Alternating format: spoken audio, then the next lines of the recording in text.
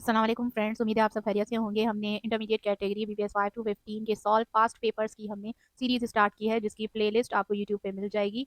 Okay, हम इसमें detail से वीडियोस रखेंगे। पार्ट 1 हम ऑलरेडी सॉल्व कर चुके हैं। अगर आप मेरे चैनल पे न्यू हैं या फिर आपने अभी तक सब्सक्राइब नहीं किया है तो सब्सक्राइब कर लें, ताकि फ्यूचर में मेरी जो भी वीडियोस अपलोड हो उसका नोटिफिकेशन आप तक पहुँचे। तो पार्ट 1 हम कवर कर चुके हैं। अगर नहीं देखा तो लिंक मैं डिस्क्रिप्शन में दे दूँगी, आप वो भी देख लें। सो स्टार्ट करते हैं पार्ट 2 से। सो हम 1 टू 10 क्वेश्चंस रीडिंग कॉम्प्रहेंशन के सॉल्व कर चुके हैं, और इस वीडियो में हम 11 से कवर करेंगे। Synonym, antonyms, error detection, preposition, sentence structure, ये सब इसमें शामिल हैं। सो 11 क्वेश्चन है जो सिनोनिम्स के बारे में है। Okay, so here is an excerpt of the guys memorable speech. So memorable word जो है वो अंडरलाइन है इसका। जो सिनोनिम पूछा गया है तो कायदे आजम की स्पीच के लिए यूज हुआ है। कॉन्टेक्स्ट ये शो करता है कि वो स्पीच ऐसी है जो भुलाई नहीं जा सकती, इसलिए इसका बेस्ट सिनोनिम क्या है? मेमोरेबल का अनफॉरगेटेबल है।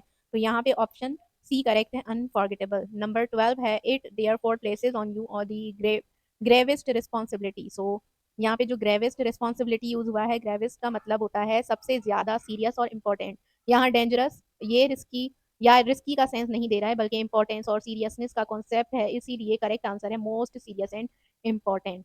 सो यहाँ पे ऑप्शन नंबर ए करेक्ट है। क्वेश्चन नंबर 13 है, this is the second thing that occurs to me. So यहाँ पे जो वर्ड यूज हुआ है, दिस इज द सेंटेंस में लिखा हुआ है, this is the second thing that occurs to me. यहाँ अकर्स का मतलब जो है वो है दिमाग में आना, या किसी ख्याल का सडनली या नेचुरली जहन में आ जाना, इसलिए करेक्ट ऑप्शन है to come into your mind, जो कि ऑप्शन बी है, करेक्ट है। यहाँ पे क्वेश्चन नंबर 14 है, noise is a curse of modern city life. So इसका जो मतलब है, मॉडर्न का मतलब यहाँ न्यू या फास्ट नहीं बल्कि प्रेजेंट टाइम का है। मॉडर्न यानी प्रेजेंट टाइम यानी कॉन्टेम्प्ररी। यहाँ पे टेस्ट में मॉडर्न का सिनोनिम अक्सर कॉन्टेम्प्ररी से ही पूछा जाता है। सो ऑप्शन यहाँ पे डी करेक्ट है। तो क्वेश्चन नंबर 15 है, ब्लैक मार्केटिंग इज अनदर कर्स। तो कर्स वर्ड यूज हुआ है ब्लैक मार्केटिंग के लिए। कॉन्टेक्स्ट में कर्स का मतलब इविल या बुराई होता है, ना कि डिजीज या बैड लक, इसलिए करेक्ट आंसर इविल है। ऑप्शन ए करेक्ट है। अब एंटोनिम्स देख लेते हैं क्वेश्चन नंबर 16 में। एंटोनिम्स, एंटोनिम और सिनोनिम। सिनोनिम हमने 11 से 15 तक किए। सिनोनिम्स का मतलब होता है वर्ड दिए जाएंगे, उसकी सेम मीनिंग निकालनी होगी, यानी उसकी मीनिंग निकालनी होगी। लेकिन एंटोनिम्स का मतलब होता है उसकी अपोजिट मीनिंग निकालें, कि बताएं कि उसका अपोजिट क्या है। एंटोनिम 16 है, क्वेश्चन नंबर 16 है, होलसेल दिया गया है वर्ड यहाँ पे। These things cause wholesale starvation. So इसका जो मीनिंग है होलसेल का, तो मतलब है लार्ज स्केल पर। इसका अपोजिट होता है वेरी स्मॉल नंबर या लिमिटेड क्वांटिटी। होलसेल का मतलब है वेरी लार्ज नंबर, और उसका अपोजिट है लिमिटेड क्वांटिटी या स्मॉल नंबर, इसलिए करेक्ट आंसर है in a very small number. Option number A correct है। एमसीक्यू नंबर 17 है, ये सेंटेंस लिखा हुआ है, the Quaid would never tolerate corruption in any form और शेप। तो काइड वुड नेवर, वही नेवर का अपोजिट कॉन्टेक्स्ट के मुताबिक एवर होता है। यहाँ पे नेवर जो है उसका हमें एंटोनिम बताना है, तो नेवर का अपोजिट एवर होता है। एवर जो है सी ऑप्शन करेक्ट है, क्योंकि जो है सेंटेंस नेगेटिव सेंस में है, इसलिए करेक्ट आंसर एवर है। ओके, क्वेश्चन नंबर 18 है, the next thing that strike me is a legacy. So legacy, तो यहाँ पे जो नेक्स्ट दिया गया है, नेक्स्ट का अपोजिट फॉर्मर या प्रीवियस नहीं बल्कि प्रेजेंट लिया गया है यहाँ पे इस कॉन्टेक्स्ट में, क्योंकि सेंटेंस के फ्लो जो है प्रेजेंट टाइम की तरफ इंडिकेट करता है, इसलिए द प्रेजेंट करेक्ट है। ओके, सो यहाँ पे ऑप्शन नंबर बी करेक्ट है, next thing that strive me is a legacy. So option B correct है। नंबर 19 है, this evil must be crushed. So crushed का एंटोनिम पूछा गया है। क्रश का मतलब होता है डिस्ट्रॉय करना। ओके, सो इसका जो अपोजिट है सेव या मेंटेन होता है, इसीलिए ऑप्शन ए यहाँ पे करेक्ट है। क्वेश्चन नंबर 20 है, no doubt that is inevitable. So doubt का मतलब होता है शक, तो इसका अपोजिट होता है कि यकीन। यकीन यहाँ पे जो सी ऑप्शन है सर्टेनिटी, तो ये सी ऑप्शन यहाँ पे करेक्ट है। अब आते हैं एरर डिटेक्शन पे।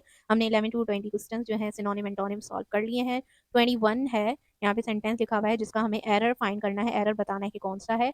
आई had a horse that is jaded now. So यहाँ पे हैड यूज हो रहा है और लास्ट में नाउ यूज हो रहा है। नाउ जो है प्रेजेंट टेंस में यूज होता है, इज भी प्रेजेंट टेंस में यूज होता है। यहाँ पे मुझे जो मिस्टेक लग रही है वो है हैड। हैड क्या है? पास्ट टेंस में यूज हो रहा है, टेंस का एरर है, इसलिए यहाँ पे हैड नहीं लगेगा। ऑप्शन ए जो है उसमें एरर है, तो ऑप्शन ए करेक्ट है। अब आते हैं 22 पे। 22 सेंटेंस है, we usually are making common mistakes in written English. तो जब हम यूजली यानी अक्सर का इस्तेमाल करते हैं, तो हम उन हैबिट्स की बात करते हैं जो रूटीन में होती हैं। ऐसे सेंटेंस में प्रेजेंट कंटिन्यूस आर मेकिंग नहीं लगता, बल्कि सिंपल लगता है, प्रेजेंट सिंपल लगता है, मेक का यूज होता है। तो यहाँ पे आर यूज नहीं होगा हेल्पिंग वर्ब, तो बी पार्ट में यहाँ पे मिस्टेक है। जैसा कि मैं पेड कोर्सेज भी करवाती हूँ और उनमें डिटेल में मैंने एरर डिटेक्शन प्रेपोजिशन के रूल्स को समझाया है, और मैं इसको ईजी वे से समझाया ताकि जिसको बिल्कुल नहीं आती है वो भी समझ जाए। अगर आप ज्वाइन करना चाहते हैं तो दिए गए नंबर पे कॉन्टैक्ट करें। ओके, उसके बाद हमारे पास जो क्वेश्चन है वो है I need somebody else help to do it. तो इसमें एरर जो है वो है सी पार्ट में मुझे लग रहा है, क्योंकि यहाँ किसी और की मदद की बात हो रही है। पोजीशन दिखाने के लिए हमें अपोस्ट्रॉफी एस की ज़रूरत होती है। सो एस की जगह एज ELSES होना चाहिए। सो सही सेंटेंस है I need somebody else ELSE apostrophe S help to do it. Okay, तो यहाँ पे जो ऑप्शन सी है उसमें मिस्टेक है। अब आप सोच रहे होगे मैं इतना आराम-आराम से क्यों समझाई, क्योंकि मैं ज़्यादातर स्टूडेंट की सजेशन एक्सेप्ट करती हूँ, उनके मुताबिक वीडियोज़ बनाती हूँ। तो जैसा कि मेरी व्हाट्सएप कम्युनिटी है, चैनल है, तो वहाँ पे स्टूडेंट ने कहा कि मैम आप इतना तेज़-तेज़ बोल रही हैं, हमें समझ नहीं आ रहा है, आप थोड़ा-सा स्लो करें। तो इसलिए मैं आराम-आराम से समझाने की कोशिश कर रही हूँ, ताकि जो समझ नहीं पाता है उसको भी समझ में आ जाए। और हाँ, अगर आप न्यू हैं या फिर आपने अभी तक व्हाट्सएप चैनल या फिर कम्युनिटी जॉइन नहीं की है, तो मैं लिंक डिस्क्रिप्शन में दे दूँगी या आपको पिन कमेंट में भी मिल जाएगी, तो आप वहाँ से जॉइन कर लें। ओके?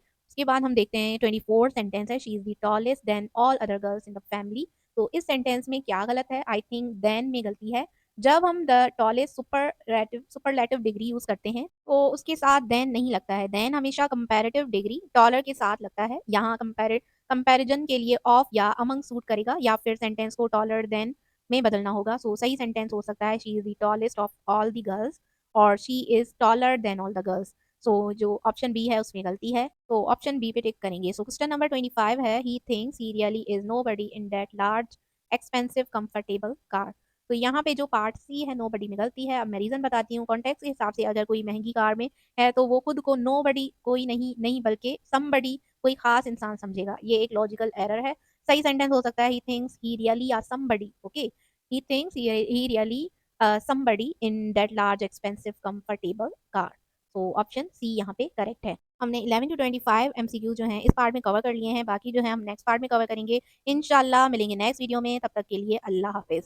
चैनल को सब्सक्राइब करें, वीडियो को लाइक करें और अपने फ्रेंड्स के साथ भी शेयर करें, ताकि वो भी इस फ्री सीरीज़ का बेनिफिट ले सकें।